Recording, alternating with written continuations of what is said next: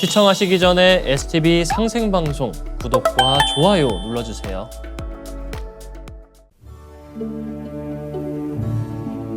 인간이란 무엇인가? 나는 누구인가? 마음이란 무엇인가? 세계를 알고 느끼고 생각하는 나. 그 나는 어떤 존재인가?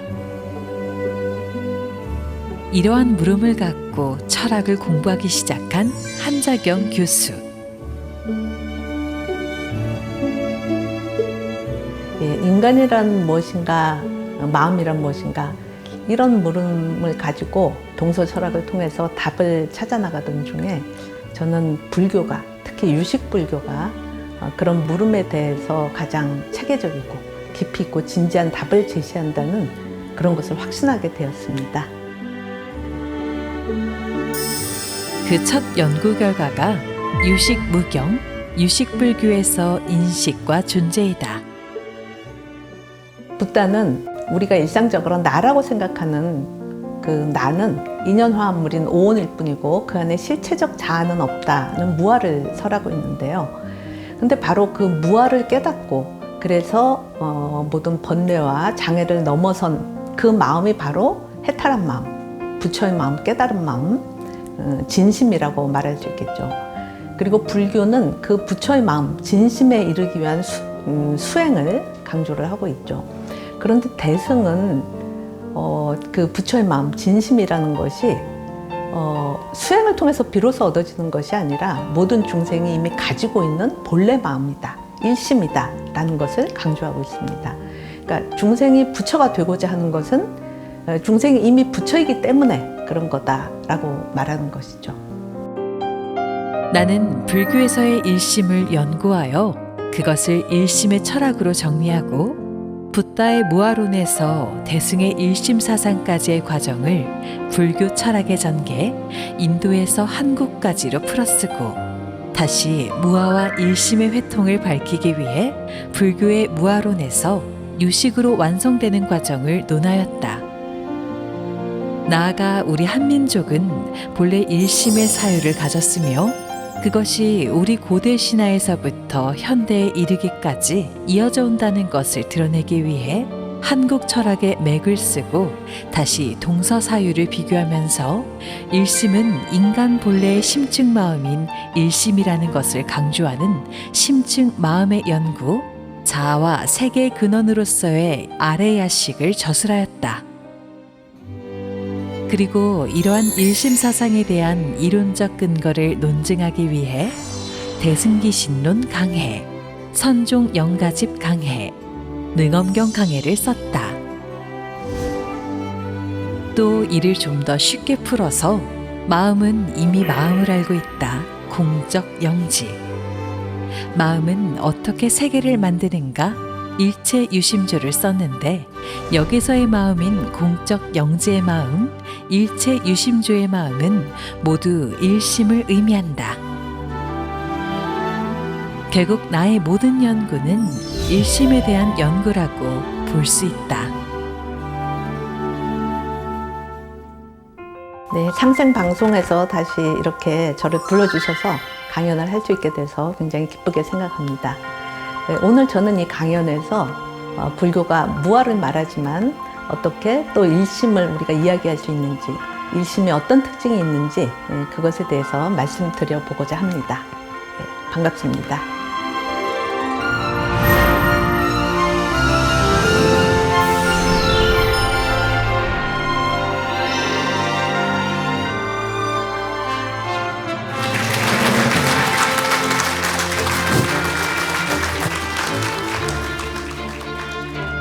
네, 안녕하세요. 이렇게 만나 뵙게 돼서 기쁘게 생각합니다. 또 상생방송에서 또 이렇게 저를 불러주셔서 이런 기회를 주셔서 감사드립니다. 예, 그 제목을 제가 왜 일심인가 이렇게 해봤습니다. 이제 왜 일심을 논하는가도 되지만 오늘 왜 하필 일심을 이야기하는가. 저한테 강연 부탁하시는 분이 일심에 대해서 좀 이야기해달라고 그러시더라고요. 그래서 일심이라는 제목을 달아보았습니다. 물론 제 연구 주제이기도 하고요. 증산도 도전에 보면은 이제 일심, 불교에서도 일심을 많이 이야기하고 물론 대승불교에서 많이 이야기하죠. 도전에 보면은 일심, 뭐 여러분들 다 아시는 것이겠죠. 만일 일심만 가지면 못 될 일이 없나니 공부하다가 일심을 잃으면 죽느니라. 일심이 없으면 우주도 없다. 천지만물이 일심에서 시작하고 일심에서 마친다. 오직 일심을 가지라. 일심으로 믿는 자라야 새 생명을 얻느니라. 너희들은 오직 정의와 일심에 힘써 만세의 큰 복을 구하라. 그러니까 복을 얻게 되는 근원도 일심이고 우주가 시작하게 된 것도 일심이고 또 일심이 크게 강조되고 있는 거죠. 그런데 일심이 무엇이냐가 그렇게 쉽게 딱 와닿는 것이 아닐 수도 있을 것 같습니다. 왜냐하면 우리가 나라고 생각하는 게 일심이다 이렇게 금방 알게 되는 것이 아니고 누구나 이 세상을 살면서 제일 확실한 것 그리고 또 제일 중요한 것 그거는 결국 내가 여기 이 시간 공간 안에 여기 존재한다는 것이죠. 내가 존재한다는 것이 가장 확실하고 또 나한테는 가장 중요한 것이고 근데 그때 생각되는 나라는 것은 이 시공 공간 안에 나 그러니까 신체적인 몸을 가지고 그 몸과 얽혀 있는 생각들 이걸 이제 불교에서는 오온이라고 이야기를 하죠. 다섯 무더기다라는 이야기인 거죠. 그러니까 그 이 심신 이게 나라고 생각하는데 이게 아니고 일심이다. 그러면은 이게 심신은 좀 구체화돼서 뭔지 알겠는데 일심은 과연 뭘까? 이런 생각들을 하게 되겠죠. 그래서 그 일심이 과연 무엇이냐를 이제 말씀드려보고자 합니다. 근데 제목을 제가 이제 무아와 일심 이렇게 이야기했는데 불교에서 우리가 일상적으로 나라고 생각하는 거는 오온에 불과한데 그 오온 안에 그것이 나다라고 말할 만한 어떤 실체적인 본질이 없다. 그러니까 무아다 이렇게 이야기를 하죠. 근데 대승으로 오면은 그냥 무아로서 끝이 아니라 진짜 나가 있다. 그건 바로 일심이다라고 이야기를 하는 거죠. 그러니까 무아인데 어떻게 해서 일심이지? 이렇게 해서 이제 초기 불교의 무아와 대승불교에서 말하는 일심, 불성, 열애장, 뭐 본래 면목 이런 것들이 좀 갈등처럼 보일 수도 있는데 이제 저는 이 대승불교에서 말하는 일심이라는 것이 불교 석가모니가 말씀하신 무아 사상과 일맥상통하는 것이다. 그 무아 사상의 완성이다 이렇게 볼 수 있다라는 것을 이제 말씀드리고자 하는 것입니다.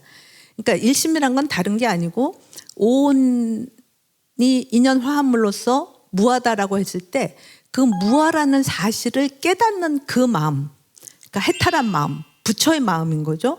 그 마음이 바로 일심이다. 그러니까 어느 중생이나 무아를 깨달을 수 있는 능력이 있는 것이고 그 깨닫는 그 마음을 가지고 있으면 그 일심을 가지고 있다라고 말할 수 있다라는 거죠. 이제 그런 의미로 일심을 말할 수 있을 텐데요. 일단 이 범부가 나로 간주하는 오온이 어떤 것이고 그 다음에 그 오온이 무아라는 사실을 깨닫는 일심이 어떤 것인가를 이제 순서대로 좀 말씀드려 보도록 하겠습니다. 예, 범부가 보통 나로 간주, 우리가 일상적으로 나라고 간주하는 그 나는 바로 오온이다라고 말할 수 있는데 아까 말씀드린 대로 이제 심신인 거죠. 특정한 시공간 안에 위치한 몸. 그러니까 나가 뭐냐? 그러면 이 피부의 경계 안에 있는 이 몸. 이게 나고 그 몸에서 일어나는 느낌, 생각, 뭐 어떤 뜻, 의지 이런 것들을 내 생각, 내 느낌, 내 의지 그래서 그게 바로 나다 이렇게 생각하겠죠. 그래서 불교에서는 이 몸과 마음을 명색이라고 이야기하면서 그 마음을 느낌, 생각, 의지, 색수상, 행식 5가지 무덕이다. 그게 오온이다 이렇게 이야기를 하는 것이죠. 근데 그 오온 안에는 그걸 우리는 다 나라고 생각하는데 그것이 과연 나라고 말할 만한 특징을 가지고 있느냐 그게 문제가 되는 것이죠. 근데 우리가 갖는 나라는 개념, 내가 나라고 생각했을 때 오온이 나라고 생각했을 때 그 오온이 뭐길래 그걸 나라고 생각하냐 그 나라는 개념이 함축하는 의미가 뭐냐를 보면은 상일하다, 항상 되고 하나다. 어제의 나나 오늘의 나나 내일의 나나 같은 나다. 그리고 하나의 나다. 무슨 정신분열증처럼 뭐 몇 개의 나가 있다 이렇게 생각하지 않죠. 그러니까 하나의 나다 이렇게 여기고 또 주제적 자아다라는 거는 나는 내 뜻대로 된다. 내 팔 내가 들어올리고 싶으면 들어올릴 수 있다. 나니까. 그 다음에 개체적 자아다라는 거는 나는 너와 별개의 존재이다. 요거 이제 조금 더 상세하게 말씀드릴 겁니다. 별개의 나다라고 여기는데 실제로 오온을 들여다보면은 상일하지도 않다. 그러니까 항상 되지도 않고 하나로 유지되는 것도 아니고 내 마음대로 되는 것도 아니다. 그러니까 주제적이지도 않다. 그리고 나와 남과 구분되는 남이 아닌 나로서의 어떤 개별적인 실체성도 있지 않다. 그러기 때문에 나라고 할 만한 것이 없다. 무하다. 이렇게 이야기할 수 있다라는 거죠. 이 항상 되지 않다. 무상하다라는 것을 이제 불교 경전에서는 초기 경전인 거죠. 자바암경에 보면은 색은 무상하다. 무상함으로 괴롭고 괴로움으로 아가 아니다. 내가 아니다라는 거죠. 수상행식 또한 이와 같이 무상하다. 무상함으로 괴롭고 괴로움으로 결국 내가 아니다. 그러니까 무상하다. 그러니까 상일하지 않다는 거죠. 그러니까 내가 아니다. 이렇게 이야기를 하는데 우리 보통 무상하다라고 얘기하면은 인생 무상. 그러면 내가 태어나서 죽지 않고 쭉 사는 게 아니라 이렇게 영원한 게 아니라 죽으니까 무상하다.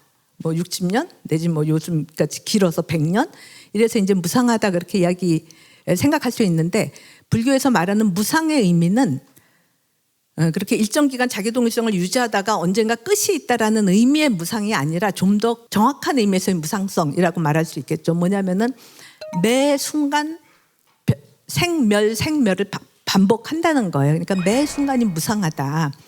그러니까 태어나서부터 60살까지 쭉 동일한 내가 있다가 아니라 근데 실제로 보면은 지금 60대가 된 저의 모습 한 살 때랑 완전히 바뀌어 있을 거 아니에요. 그죠? 10대 때도 한 살 때랑 다르고 20대면 또 10대랑 다르고 이렇게 계속 바뀌어 가는데 여러분들도 다 마찬가지로 다 바뀌어 가는데 근데 어느 날 갑자기 팍 바뀐 모습은 눈에 안 띄잖아요. 그냥 어제 모습이나 오늘 모습이나 똑같으니까 그냥 같은 나다. 뭐 성형외과를 또 갔다 와야지 확 달라지지 안 그러면은 다 똑같잖아요. 쭉. 근데 분명히 긴 시간으로 보면 바뀌긴 바뀌었죠. 동일하지 않죠. 그 이야기는 쭉 갔다가 달라지고 그다음에 또 갔고 이게 아니라 여기서부터 여기까지 보면 다 달라졌다라는 얘기는 결국은 달라졌다라는 얘기는 근데 급진적으로 딱 변한 그 시점이었다. 그 얘기는 매 순간 바뀌고 있다라는 얘기라는 거죠. 매 순간 달라지고 있는 거죠. 이게 미미하게 바뀌기 때문에 우리가 다 이제 알아차리지 못하는 거죠. 그러니까 미미하게라도 매 순간 달라진다라는 얘기는 전 순간에 그거는 사라지고 그 다음 순간에 새로운 게 나온다라는 거죠. 그래서 매 찰나마다 그래서 찰나 생멸이라고 이야기하는 거죠. 그러니까 불교에서 말하는 무상이라는 거는 찰나 생멸성이다라는 것이고 그거는 지금 이렇게 찰나 생멸 이렇게 이야기하지만 우리가 실질적인 삶에서도 보면은 얼굴 모습 달라지죠. 뭐 바뀌지 않고 그대로면은 60에 돼도 20대 때의 피부 가지고 있어야 되는데 그렇지 않잖아요. 주름 생기고 쭈글쭈글해지고 뭐 몸뿐만이 아니라 느낌도 아침에 굉장히 기분 좋았는데 점심에 뭐 딴 사람 만나서 어떻게 하다 보니까는 기분이 나빠진다거나 20대 때 어떤 뜻을 가지고 막 열심히 살았는데 30대가 되니까 세상과 부딪혀 보니까 뜻도 꺾이더라. 뭐 다른 뜻이 생기더라. 이게 다 변화가 오는 거죠. 그러니까 무상하다. 그러니까 항상된 나다라고 우리는 생각하지만 그런 항상된 나는 없다. 그걸 이제 무상성이라고 얘기하는 거죠. 테세우스의 배는 배가 한참 바다를 이렇게 물을 타다 보면은 이 나무가 상할 수 있잖아요. 그럼 나무 한 조각을 떼어내요. 다른 새 나무를 갖다 붙이고 그다음에 또 밑판도 상해서 밑판도 떼서 버리고 다른 밑판 갖다 놓고 그다음에 앞판도 또 상해서 앞판 띄어서 갖다 붙이고 이렇게 해서 결국은 결과적으로 다 바뀌었다 치면은 그래도 이게 테세우스의 홀까?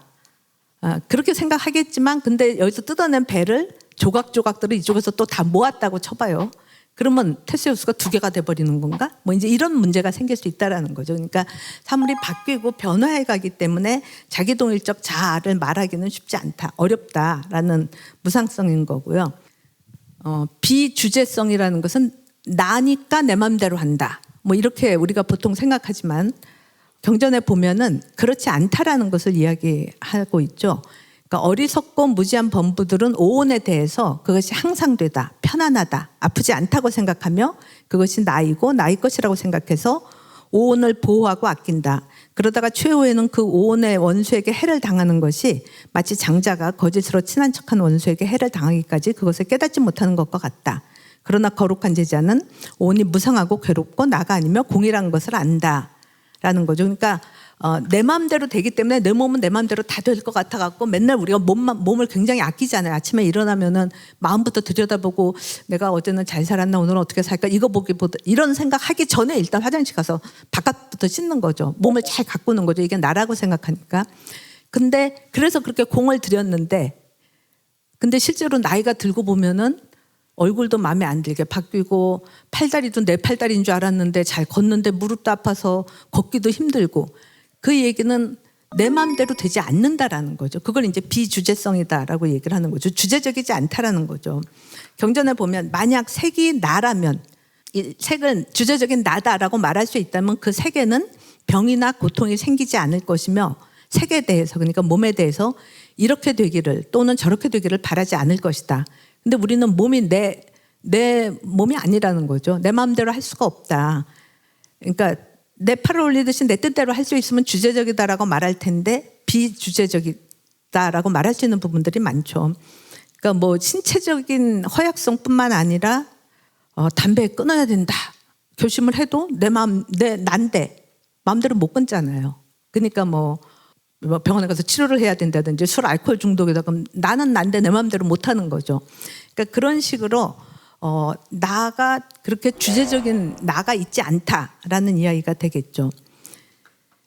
그다음에 오온의 비실체성이라고 이제 제가 개념화 해본 거는 나라는 것에 대해서 나를 나이게끔 하는 어떤 나의 본질이 있다. 그리고 이게 나이기 때문에 저 사람을 저 사람이게끔 하는 그 저 사람의 본질하고는 다른 것이다. 나라는 뭐가 있다. 이렇게 생각을 되게 하죠. 근데 그렇지 않다라는 것을 이제 마찬가지로 자바암경에 보면은 비유하면 눈에 밝은 사람이 단단한 제목을 구하려고 날카로운 도끼를 갖고 숲으로 들어가서 이제 파초나무로 집을 지려고 이제 잘랐어요. 그래서 잎사귀를 차례로 벗겨보니까 도무지 단단한 알맹이가 없어서 자세히 보고 그 알맹이가 없음을 보고 생각하고 분별하는 것과 같다. 잘 분별해 보면 거기에는 아무것도 없어서 튼튼한 것도 없고 알맹이도 없고 단단한 것도 없다. 왜 그런가? 파초나무는 단단한 알맹이가 본래 없기 때문이다라는 거죠. 그러니까 복숭아 같으면 이렇게 만지면은 물컹물컹하지만 그래도 동그랗게 딱 있으니까 그 안에 뭔가 복숭아이게끔 하는 핵이 있을 거라고 생각하죠. 이거 살 다 먹으면 안에 딱 핵이 있잖아요. 그죠? 근데 양파, 복숭아보다 사실은 더 딱딱하죠? 그 양파 안에도 뭔가 핵이 있겠지. 그리고 양파를 벗겨보면 그 안에 핵이 있을 것 같은데 다 벗기고 나면 뭐예요? 없잖아요. 이제 그런 것처럼 파초나무도 그게 뭔가 단단해 배서 나무를 집을 쓰는 제목으로 쓰려고 이렇게 벗겨보는데 없다라는 거죠, 속에. 그러니까 내가 뭔가 나를 나되게끔 하는 남과 구분되는 나라는 뭔가가 있을 것 같이 생각하는데 벗겨보면 없다라는 거죠.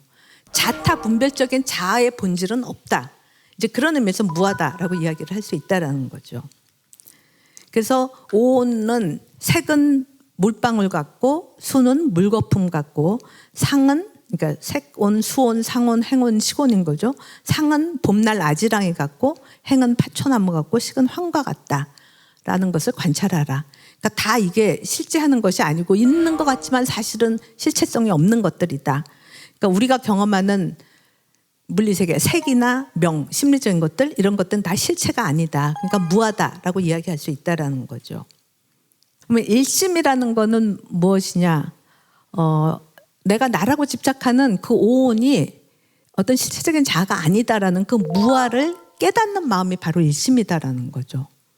그러니까 여러분들이 일상적으로는 이게 나다라고 생각하면서 내가 허기가 느껴지면 나 배고프다 밥 먹어야지 나는 배고프고 너는 배 안 고프고 뭐 이러면서 일상적인 나라고 생각을 하면서 살아가는데 그런 일상적 차원에서 나라는 개념을 가지고 그 나에 집착하면서 살아가는 거죠. 그 욕망에 따라서 살아가다가 그 오온이 자아가 아니다라는 것을 깨닫는 그 마음은 그 오온에 집착하고 있는 그 마음과는 다른 마음이다라는 거죠. 다른 마음이겠죠. 그것이 나가 아니다라는 것을 깨닫는 마음. 그러니까 무아를 그 깨닫는 마음. 그러니까 자아에 집착하고 있을 때는 자타 분별적인 마음이지만 남의 마음과 구분되는 나의 마음 이렇게 돼서 분별적 마음이지만 분별심으로서의 자식이지만 이 아가 무하다. 그럼 저 사람의 아도 무하다. 다 공이다를 깨닫는 그 마음은 내가 그것을 깨달을 때 그 마음하고 저 사람이 그것을 깨달을 때 그 마음이 본질적으로 다르지 않은 마음이다. 그런 의미에서 한 마음이다. 이렇게 이야기할 수 있다라는 거죠. 그러니까 심신의 한계를 넘어선 하나의 마음이다. 라고 말할 수 있고 그것은 이제 대승불교에서는 진심이다. 진짜 마음이다. 불성이다. 부처의 성품이다. 깨달음의 성품이다라는 뜻이죠. 열애장이다. 열애가 될 수 있는 그 힘이다. 가능성이다. 진여심이다. 진여 열애의 마음이다. 그게 인간의 본래 면목이다. 라는 것을 강조를 하고 있는 거죠. 그러면 그 일심의 특징은 무엇일까를 한번 정리를 해봤습니다. 그러니까 일심이라는 것은 우주 전체를 담는 큰 마음이다. 우리가 일상적으로 나라고 생각하는 색수상행식의 그 마음은 요 신체적인 제한 안에 매여 있는 마음. 누가 와서 내 몸을 치면 내가 어떤 느낌이 일어나죠. 이건 신체 조건하고 밀접히 연관되어 있는 마음인 거죠. 근데 그런 마음만 우리에게 있는 것이 아니라 이런 제한성을 넘어서서 우주 전체를 품는 큰 마음이다 라고 말할 수 있고요. 그걸 이제 일심의 전체성이다 라고 말할 수 있을 테고, 근데 이 마음이 그럼 나의 일심, 저 사람의 일심 다 따로따로 각자마다 그런 큰 마음을 가지고 있냐. 그게 각자의 마음이기는 한데 그게 바로 하나의 마음이다. 어떻게 생각하면 각자니까 다 달라야 돼서 다의 마음이 돼야 될 것 같지만 각자의 마음이긴 한데 그게 다 하나다라는 의미가 된다라는 거죠. 그걸 이제 일심의 보편성이다라고 말할 수 있고요. 그럼 개별적인 사물들은 각각이 있지만 이 전체를 다 포괄하는 하나 그러면은 빈 공간, 이거 하나의 공간 이렇게 생각할 수 있잖아요. 그러면 일심이라는 게 마음이라는 게 결국 그런 건가 이렇게 생각할 수 있을 텐데, 그럼 빈 허공과 같은 마음인가 이렇게 생각해 볼 수 있을 텐데, 일심의 특징은 그렇게 추상적인 빈 허공이 아니라 허공이라고 생각했다가도 그 허공이 스스로를 자각하는 거다. 그러니까 어떤 자각성이 있는 거다라는 거죠. 그러니까 빈 허공이 아니고 마음이다라고 말할 수 있다라는 거죠. 그러니까 본래적 각성인 본각을 가지고 있는 것이 바로 마음이다. 그래서 하나인데 심이다. 그래서 일심이다. 이렇게 이야기할 수 있는 것이죠. 그래서 전체성을 다시 한번 말씀드려 보면은 이제 일심의 전체성을 일심의 무한성 내지는 절대성 이렇게도 말해 볼 수 있을 텐데요. 어떤 의미에서 전체성이냐, 그냥 이렇게 비유적으로 생각을 해보면은 내가 보는 세계는 내 눈에 그 망막 위에 이 영상들이 다 그려져서 결국 내가 보는 세계잖아요. 근데 이 전체 세계가 내 눈에도 다 담기고 내 마음에 다 담기는 거죠. 그러니까 마음이, 우리는 이 세계 속의 부분으로서의 내가 있고 그 내 안에 내 마음이 있다 이렇게 생각하지만 사실은 그게 아니라 내 안에 갇힌 마음이면 이 세계를 다 파악을 하기가 어렵겠죠. 이게 다 마음에 의해서 파악된 세계이기 때문에. 그러니까 마음이라는 것이 세계 전체를 담고 있다라는 거죠. 그러니까 무슨 소리가 난다 그러면은 여기서 제가 이렇게 하면은 다 소리가 들리잖아요. 그럼 소리는 뇌에 무슨 뭐 음파가 와서 여기서 이렇게 소리를 들을 텐데, 이 자극이 뇌에 와서 뇌에서 어떤 소리 반응을 일으킬 거 아니에요. 그래서 소리를 듣는 마음이 뇌 안에 있다 이렇게 생각하면은 소리를 뇌 속에서 들어야 되잖아요. 근데 우리가 여기서 이렇게, 제가 이렇게 치면 여러분이 다 소리 듣잖아요. 이 소리를 여러분 뇌 속에서 듣는 게 아니죠. 뇌 속에서 소리를 듣는 사람은 이명에 걸린 사람은 무슨 소리가 몸속에서 나죠. 머릿속에서, 귓속에서. 근데 우리가 소리를 들을 땐 그렇게 속에서 나는 소리가 아니잖아요. 저 밖에서 나는 소리죠. 근데 분명히 내 마음이 듣는 소리잖아요. 근데 내 마음이 저기까지 가 있다는 얘기라는 거죠. 그러니까 밤에 먼 별까지를 보면은 와, 우주는 넓다. 저 멀리까지 별이 있구나. 근데 사실 이거 뒤집어 놓고 보면은 내 마음이 저 별까지 가 있다라는 얘기인 거죠. 내 마음에 파악된 보여진 별이니까. 그러니까 마음이라는 것은 그렇게 넓게 전체다. 끝이 없다라는 거죠. 그 끝이 없음을 이렇게 생각해 볼 수 있죠. 우리가 뭐 모든 걸 상상해 볼 수 있잖아요. 그래서 내가 한국 밖에 나가 있다. 상상해 볼 수 있죠. 미국 가면 한국 밖에 있으니까. 지구 밖으로 나가 있다. 뭐 위성 타고 나가면 지구 밖으로도 나가겠죠. 또 뭐 더 어떻게 해갖고 이제 태양계 밖으로도 나갔다. 심지어 죽으면은 이 산 밖으로도 나간다. 다 상상해 볼 수 있잖아요. 상상이 가능하죠. 근데 내 마음 바깥으로 나간다. 상상해 볼 수가 있나요? 그 상상하는 것도 마음이기 때문에 마음 바깥으로는 나갈 수가 없다라는 거죠. 그러니까 끝이 없다라는 거죠, 마음은. 그러니까 그 끝없는 그 마음 안에 모든 게 다 들어와 있다라는 거죠. 예, 그렇기 때문에 전체성이다라고 말할 수 있고, 그 일심은 바깥이 없는, 그러니까 무외, 바깥이 없는 마음이고 끝이 없는, 한계가 없는 마음이다. 그러니까 유한하지 않고 무한한 마음이다. 그 마음 아닌 어떤 것 생각할 수가 없죠. 왜냐하면 모든 게 다 마음 안에서 파악이 되는 것이니까. 그러니까 마음과 상대가 되는 것이 없는, 상대가 아닌, 상대적이지 않은 절대의 마음이다. 이렇게 얘기할 수 있겠죠. 우리 되게 마음의 반대 뭐냐? 몸이다. 마음의 상대는 몸이다. 이렇게 생각하지만 그 몸이 내 마음에 의해서 파악되는, 마음에 들어온 몸이기 때문에 일심이라고 말할 때는 일심 바깥에 몸이 있는 게 아니라 그 몸을 포괄하는 마음으로 떠올려야 되는 거죠. 이제 그런 의미로 일심의 전체성을 말할 수 있을 것 같고요. 그다음에 일심의 보편성이라는 것은 그렇게 전체를 담는 마음이 내 마음인 거잖아요. 뭐 내 마음 너머에 무슨 다른 마음이 있다는 게 아니라 내가 전체를 보니까 그 전체를 보는 마음이 결국 나의 마음이다, 일심이다, 이렇게 말할 수 있는데, 조금 전에 말씀드린 것처럼 나의 마음이다. 그럼 나의 마음도 일심, 너의 마음도 일심. 그럼 일심이 여러 개냐? 각각이 그냥 자기 마음 속에서만 사냐? 그렇지 않고 일심이라고 할 때 이미 자아의 한계를 넘어섰기 때문에 하나의 마음이 된다. 그래서 그걸 이제 일심의 보편성이다, 이렇게 이야기할 수 있을 텐데, 유식불교 성유식론에 보면은 이런 비유가 나오죠. 비록 모든 유정에 의해서 전변된 것은 각각 다 다르지만 그 모습이 서로 유사함으로 처소에 차이가 없다. 그러니까 내 마음으로 세계를 보는데 이게 내 마음에 들어온 세계인데, 앞에 계신 한 분이 이 세계를 봐요. 다른 세계를 보겠습니까? 다 같은 세계를 보잖아요. 그러니까 이 세계를 보는 그 마음은 같다라는 거죠. 그거가 마치 촛불에 불을 비추면은 여기서 빛이 나잖아요. 마음은 빛이, 이 촛대가 아니라 빛이기 때문에 이 빛이 그 촛불 위에만 이렇게 딱 갇혀 있는 게 아니잖아요. 퍼져 나가죠. 그럼 다른 사람이 마음에 빛이 나요. 그럼 이 빛도 딱 거기에 갇혀 있는 게 아니라 쫙 퍼지죠. 어디서 딱 이 촛불은 여기까지만 딱 온다, 이런 경계가 없죠. 무한히 쫙 퍼져 나가죠. 내 빛도 여기서 쫙 퍼져나가고 저 사람의 빛도 저기서 쫙 퍼져나가서 다 스며들어서 하나의 빛이 된다라는 거죠, 결국. 그러니까 그 마음이 결국 하나의 마음이 된다. 그래서 뭐 촛불 100개의 빛이 하나의 빛을 이룬다. 그런 의미에서 빛을 마음으로 보니까 한 마음이다, 일심이다, 이렇게 말할 수 있고, 서로 스며들어서 서로 공명한다.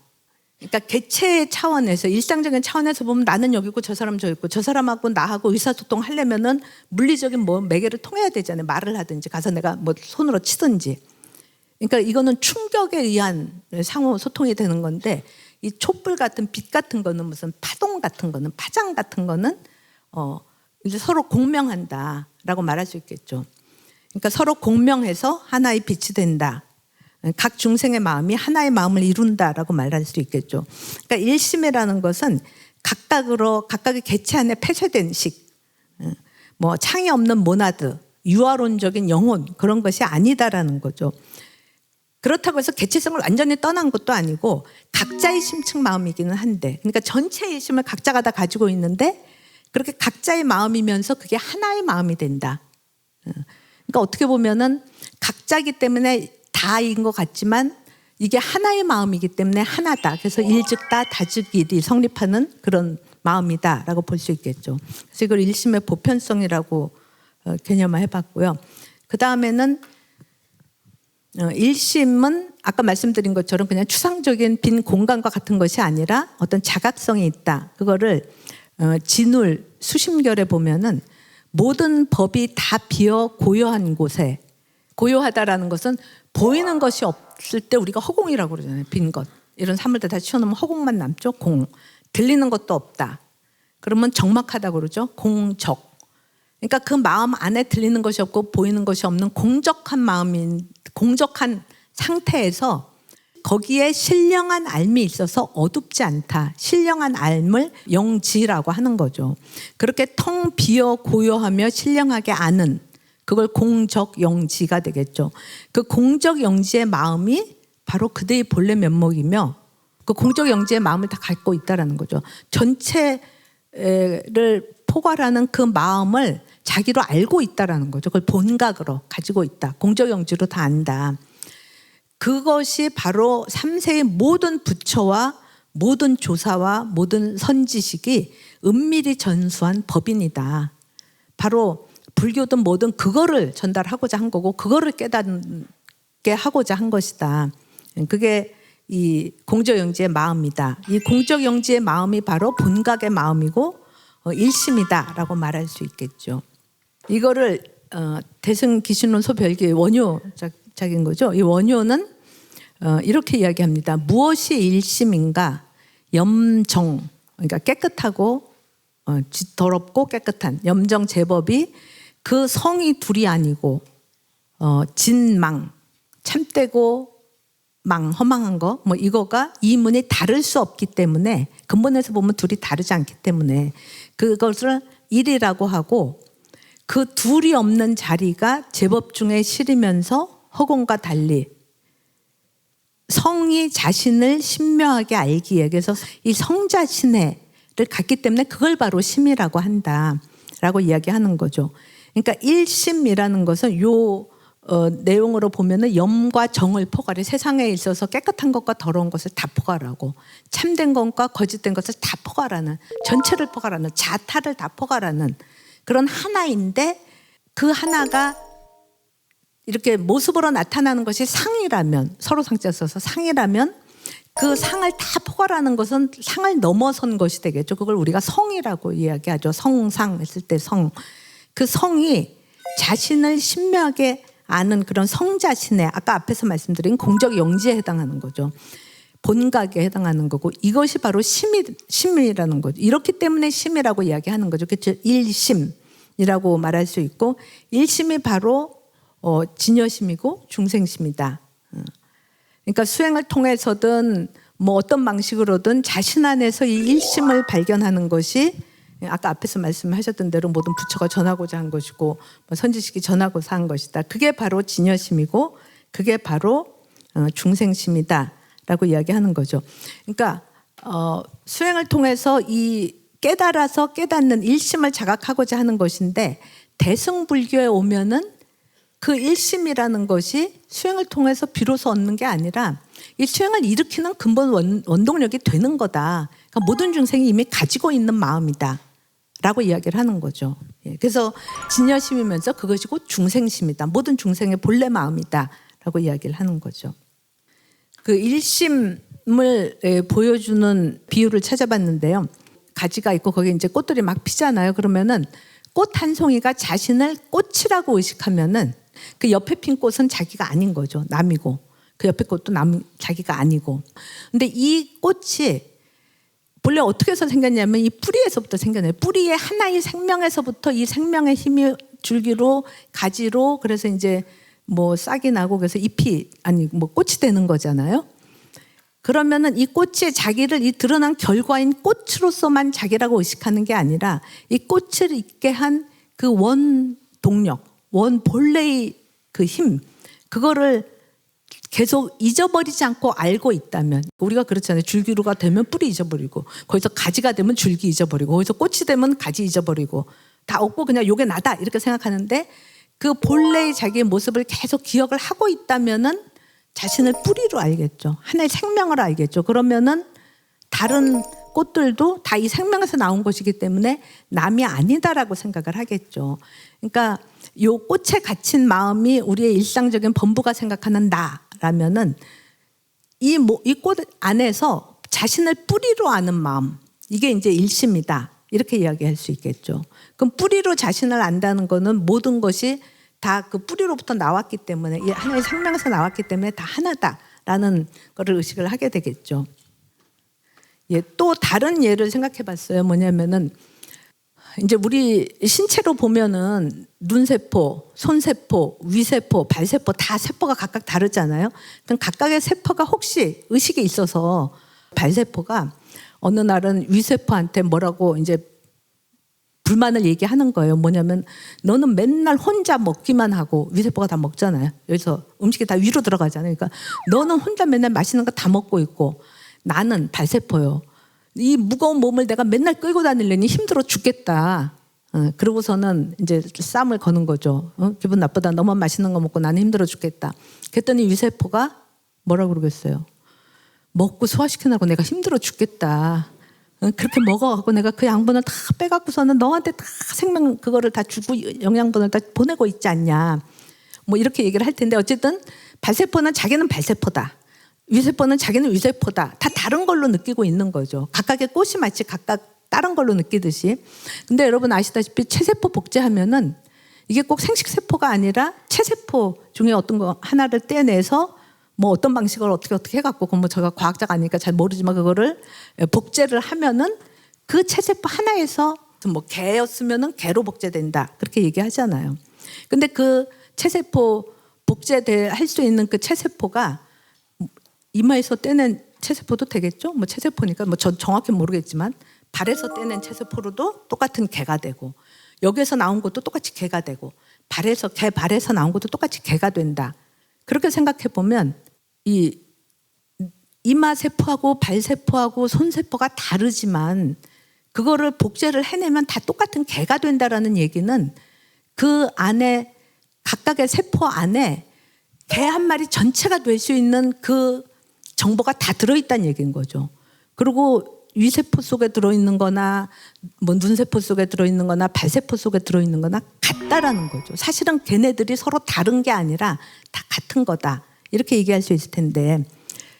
근데 그럼 왜 어떤 거는 눈세포가 되고 어떤 건 위세포가 되고 어떤 건 발세포가 되냐. 그 이제 제가 생각을 그냥 해봤는데요. 뭐냐면은 정자난자 앞에서 수정란이 되면은 하나의 세포겠죠? 뭐 두 개 세포가 만나서 두 개가 됐든지 어쨌든 이게 또 분열을 하면 두 개 되고 그다음 분열하면 네 개 되고 하나에서부터 계속 분열해서 늘어나잖아요. 그럼 분열된 거는 두 개가 똑같겠죠.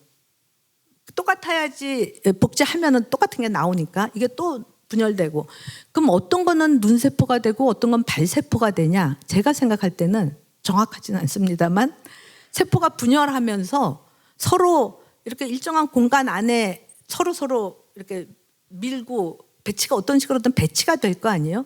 이 배치되는 과정에서 머리 쪽으로 가면은 머리 세포가 되고 안쪽으로 들어가면은 위세포가 되고 저 밑쪽으로 가면은 발세포가 되고 그런 거가 아닐까. 그러니까 그 이야기는 맞습니까?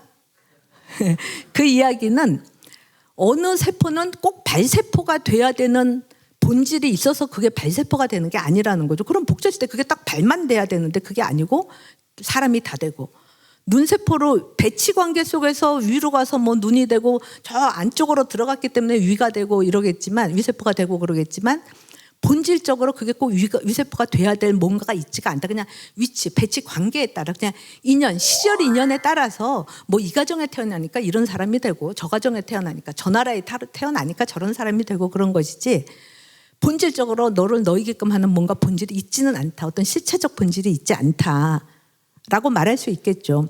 그러니까 현상적으로는 차이가 나타나는데 차이가 없지는 않죠. 뭐 눈이 바리지는 않죠. 근데 그 그 현상적 차이를 차이로 만들어내는 어떤 본질적 차이가 있는 것이 아니라 세포 간의 상호 배치, 상호 인연 관계를 따라서 드러난 것이고 그 각각을 그것이게끔 하는 실제적 본질은 없다. 오히려 심층을 보면은 그 내면의 정보를 보면은 모두가 하나다. 그리고 모두가 하나면서 사실은 이렇게 얘기하려고 한 거예요. 모두가 이 심층을 보면은 모든 게 위세포고 눈세포고 눈세포고 발세포고 그거 다 복제하면 다 똑같은 게 되니까요. 같을 뿐만 아니라 이게 하나의 운명 공동체다. 이 몸이 여기서부터 뭐 아팠다, 뭐 암이다 그러면 이게 전이가 되잖아요. 그러니까 여기가 아프면 얘가 너는 좋겠다가 아니라 이게 남이 아니고 얘랑이 본질적으로 다 연결되고 운명 공동체다. 하나의 생명을 같이 나누고 있다라는 거죠. 그런 의미로 우리가 나는 나 너는 나 이러지만 이게 하나의 생명, 하나의 마음이다. 한 마음이다. 이렇게 이야기할 수 있지 않을까 하는 것입니다. 예, 근데 이렇게 일심을 이야기하는데 대승불교 아까 말씀드린 대로 뭐 일심, 불성, 본래 면목 이런 게 이제 대승경전에서 나오는 개념들인데 대승이 이렇게 일심을 말할 수 있는 것은 유식불교에서 우리의 마음 구조를 가만히 이렇게 보니까 이제 유식불교라는 거가 요가 수행을 하던 사람들 수행을 통해서 뭔가를 발견을 한 거예요. 뭘 발견했냐면은 우리가 일상적으로 나라고 생각하는 그 나의 마음, 그거는 대상을 통해서 일어나는 마음, 그걸 이제 반연심이라고 하죠. 보니까 뭐 이거를 보면서 여 앞에 뭐가 있네 이렇게 생각하는 그런 마음. 이거를 일상적인 그 마음, 우리가 대상의식이라고 말하는 이제 불교 용어, 유식 용어로 하면은 제6의식에 해당하는 거죠. 저거가 내 마음 전부라고 생각을 했는데 요가 수행을 하다 보니까 이런 의식보다 더 깊은 마음이 있더라. 그 깊은 마음을 발견을 한 거예요. 그러니까 일심의 자리가 바로 그 깊은 마음이다라는 거죠. 그 수행을 하다 보니까 표층에 내가 나라고 생각하고 누구나 다 지금 나 그러면 지금 말 듣고 생각하는 그 나를 나라고 생각하고 있잖아요. 그리고 근데 그게 내 마음 전부다 이렇게 생각을 보통은 하는데 내 마음이란 게 그게 다가 아니고 그것보다 더 깊이에서 작동하고 있는 마음이 있다. 활동하고 있는 마음이 있다. 그거를 발견해서 그게 바로 일심이다라고 이제 논의를 할 수가 있는 건데 그래서 유식은 식을 마음을 이제 심층적으로 분석을 합니다. 그 뭐 전오식이라는 거는 감각인 거죠. 뭐 시각, 청각, 후각, 미각, 촉각 그 5가지 감각. 이게 이제 근, 안이비설신 그 각각의 대상인 색성, 향미, 촉, 경이고 뜻은 이 사유 능력. 우리가 보통 지성, 이성이라고 하는 그 사유 능력이 그것에 상응하는 개념적인 법경과 감각적인 오경 전체를 다 알아차리는 거죠. 그게 제 전오식 다음의 식이기 때문에 제6의식이 되겠죠. 6번째 식. 그게 이제 제6의식인 거고 대상을 반연해서 대상을 아는 식이기 때문에 대상의식이다라고 이야기할 수 있는 거죠. 제가 이렇게 말씀드리면은 다 개념으로 여러분 이해하시잖아요. 그러니까 그 개념을 사유하는 식. 그게 지금 제6의식으로 여러분 지금 듣고 있는 거죠. 제6의식으로. 그게 제6의식인데 그 제6의식을 일으키는 인식 능력이 있잖아요. 근. 그것에 자기 식을 제7, 6식이 아니라 제7이 왜냐하면 제6의식은 대상을 인식하는 것이기 때문에 대상을 인식하는 그거 자체의 자기식, 나는 나다라는 자기식, 그게 바로 제7 말라식에 해당하는 거죠. 그러니까 감각 내용으로 주어지는 모든 것을 내가 아니라 대상의 것이다라고 생각하는 게 제6의식이면 대상의 성질이라고 생각하니까 나는 아니라고 생각하잖아요. 그러니까 나에 대한 식은 따로 있다라는 거죠. 그게 바로 제7 말라식. 나는 나다. 이 회색, 내가 보는 이 회색은 나의 회색이 아니고 이 마이크의 회색이다. 그러니까 나는 마이크가 아니다. 나의 식이 따로 있다라는 거죠. 그게 제7 말라식. 이 말라식, 의근의 자기 식에 입각해서 주어지는 모든 정보를 대상의 속성으로 파악하는 게 제6의식이 되는 거죠. 보통 그러니까 뭐 사유, 의지 여기까지는 생각할 수 있을 텐데 불교에서는 유식 불교에서는 그거보다 더 깊이에서 활동하는 식이 있다. 그러면 제6식, 제7식, 그다음에 제8식이 8번째 식이니까 제8식이겠죠. 그거를 아뢰야식이다라고 이야기를 하는 거죠. 예, 아뢰야식은 그러니까 7가지 식으로부터의 종자를 함장하는 식이다. 그걸 이제 아뢰야식이다라고 이야기를 하는 건데 아뢰야식을 발견을 한 거예요. 그러니까 자기 마음 안에서 심층적으로 직관을 한 거예요. 이런 식의 활동이 있어서 이런 결과가 나타나는구나. 이렇게 수행자들은 그렇게 수행을 했고 그 다음에 유식 논사들, 그러니까 이쪽은 수행자, 이쪽은 학자 이러면 유식 논사들은 이 수행의 결과를 보고 그거를 이제 철학적으로 논리적으로 분석을 해서 유식학이라는 학문적인 체계를 만들어내는데 이게 불교의 흐름이기 때문에 이제 불교의 원리에 따라서 설명을 하게 되는데 불교에선 처음 초기 불교부터 뭐 불교 아니래도 우리가 일상적으로 인과 법칙 이거는 우리 뭐 당연한 법칙인 것처럼 우리가 생각을 하잖아요. 그게 불교에서는 인과 대신에 업보라고 얘기하죠. 업이 있으면 그 결과가 있다. 보가 있다. 우리의 7시까지 뭐 의식이나 말라식이나 이런 식이 어떤 활동을 하면 근데 그게 어떤 번뇌를 벗어나지 않고 번뇌에 입각해서 일어나는 행위면은 그걸 우리가 업이라고 부르죠. 그러면 업이 있으면은 그 업이 결과를 낳아야 되잖아요. 근데 어떤 행위가 결과를 그 순간에 낳을 수도 있죠. 예를 들어서 이게 제가 소리를 내는 거잖아요. 그럼 여러분이 다 소리를 듣죠. 그러면 하나의 결과잖아요. 그죠? 그러면 내가 치고 뭐 나도 소리를 듣고 다른 사람도 소리를 듣는 그걸로서 결과가 끝이냐? 그렇지 않죠. 이거는 소리가 나는 순간에 금방 듣는 걸로 끝나니까 그걸로 끝난 것 같이 우리가 쉽게 생각하지만 제가 이렇게 쳤죠? 근데 이렇게 멈추지 않고 제가 계속 친다고 해보세요. 이거 어떻게 되겠어요? 제가 또 치고 딴 사람도 와서 여기 치고 막 한참 그러다 보면 팔겠죠. 한 20년 됐나요? 저기 성수대교 차 지나가잖아요. 계속 지나가다 보니까 어떻게 돼요? 풍 떨어지잖아요. 그게 그냥 떨어진 게 아니라 거기에 압력이 계속 가해지니까 떨어진 거죠. 그러니까 어떤 업은 그 결과를 그 자리에서 낳을 수도 있고 그 자리에서 낳지 않고 한참 있다가 낳을 수도 있다라는 거죠. 제가 여기다 예로 들어놓은 거는 담배를 필 때 뭐 글 쓰다가 막힌다 그러면 이제 담배를 탁 피잖아요. 그러면은 연기가 더 들어왔다 나갔다. 이건 이제 즉각적으로 나타나는 결과죠. 그 다음에 뭔가 뭐 필 때는 좋아서 피겠죠. 그러면 이제 뭐 글이 막혔을 때 이렇게 탁 하면은 뭐가 생각이 잘 난다든가, 뭐 심리적으로 안정이 된다든가 이런 것들이 직접 나타나는 결과겠죠. 담배를 피면 금방 그 자리에서 얻는 효과, 일종의 하나의 결과보다 이룰 수 있는데 흡연이 그걸로 끝이 아닌 거죠. 그래갖고 한 대 피고 두 대 피고 10년 피고 20년 피고 계속 그러다 보면은 꼭 다는 아니겠지만 니코틴이 축적돼서 폐병이 걸려갖고 뭐 폐암이 걸려서 죽기도 하고 이게 이 담배 핀 거의 결과다 이렇게도 볼 수 있는 경우가 있겠죠. 그러니까 업이 결과를 반드시 낳게 되는데 그게 그 순간에 볼을 낳는 것이 아니라면은 언젠간 볼을 낳게 되는데 그 낳기까지 이 업이 남기는 힘이 있어야 되는 거예요. 이 힘이 유지가 돼야지 여기서 그런 결과를 낳겠죠. 계속 힘이 유지가 되는 거죠. 그래서 이 업이 남기는 힘, 업력이 어딘가에 보존이 돼야 되는 거죠. 업력을 담고 있는 뭔가가 있어야 되는 거죠. 우리가 세계를 경험을 한다 그러면은 뭔가 경험을 하면은 그것으로 끝이 아니라 그 경험하는 행위를 통해서 무슨 정보가 들어오잖아요. 그럼 정보가 들어오고 그 자리에서 결과를 낳고 끝나는 게 아니라 정보가 어딘가 다 축적이 되잖아요. 책을 읽은 사람하고 안 읽은 사람의 차이, 그죠? 막 안 좋은 그 동영상, 폭력물을 본 사람과 안 본 사람의 차이가 있잖아요.